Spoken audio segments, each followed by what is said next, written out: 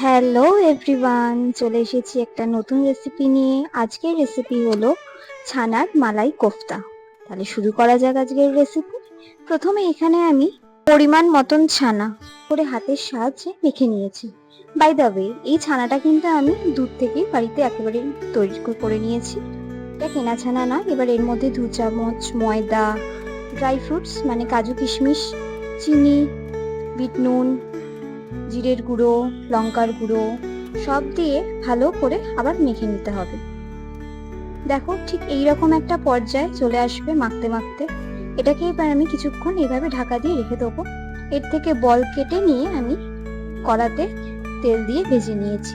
ঠিক এরকম ব্রাউন করে ভেজে নিতে হবে।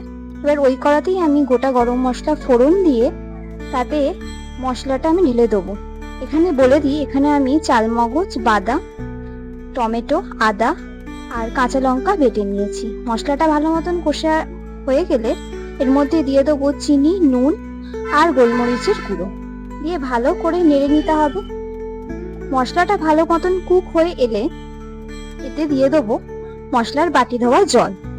এরপর এতে দিয়ে দিলাম ফ্রেশ ক্রিম দিয়ে ভালো করে গ্রেভিটাকে একটু ফুটতে দিতে হবে। ভালো মতন ফুটে এলেই তাতে দিয়ে দেবো ভেজে রাখা কোফতাগুলো দিয়ে খুব মিডিয়াম আঁচে এটাকে ফুটতে দিতে হবে। এবার গ্যাসের ফ্লেমটাকে একদম অফ করে দিয়ে ওপর থেকে কাসুরি মেথি ছড়িয়ে দিলে রেডি হয়ে যাবে আমাদের আজকের রেসিপি। দেখা হচ্ছে নতুন কোনো রেসিপির সাথে। টাটা।